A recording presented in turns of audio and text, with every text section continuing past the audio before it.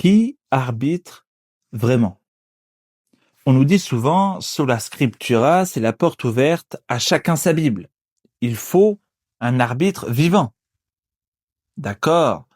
Pour le constat, nous avons besoin d'un cadre, d'une règle, d'un référé quand ça déraille. Mais avant de confier le sifflet à quelqu'un, posons la question simple, cet arbitre est-il fiable? Est-il stable? Est-il cohérent? D'abord, clarifions très rapidement le sola scriptura. Donc ce n'est pas moi tout seul avec ma Bible contre le monde. Ce n'est pas solo scriptura. C'est l'écriture seule comme autorité suprême.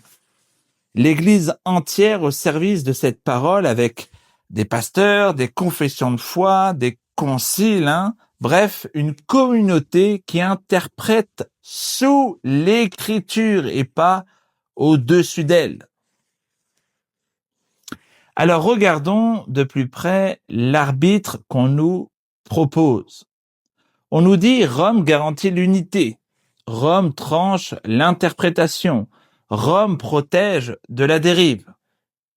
Très bien. Mettons cela à l'épreuve des faits.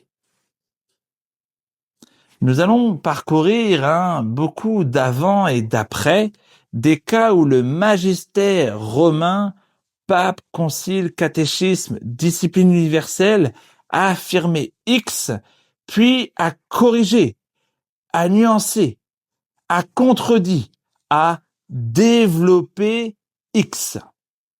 Nous toucherons du très lourd, qui a le dernier mot, le concile ou le pape, du salvationnel, hors de l'Église, pas de salut, du juridique, liberté religieuse, condamné puis reconnu comme droit civil, du moral, de la peine de mort, du biblique, liturgique, Genèse 3,15, langue de la messe, du sacramentel pastoral, le calice pour les laïcs, orientation de la messe, du social, usure, esclavage, du canonique, ordre mineur, ministère ouvert aux femmes.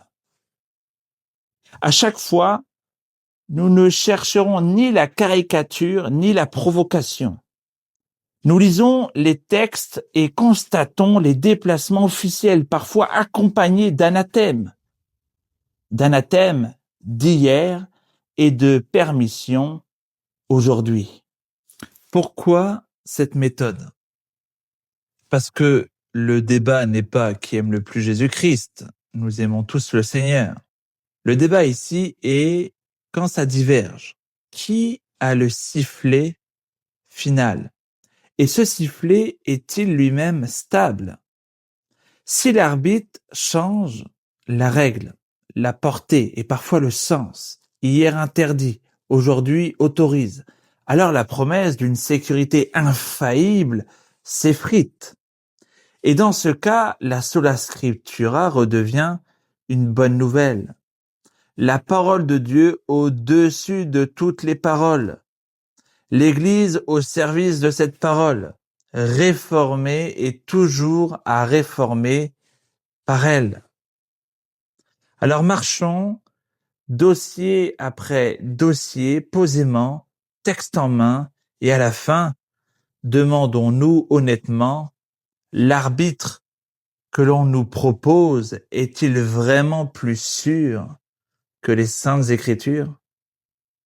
Que Dieu vous bénisse.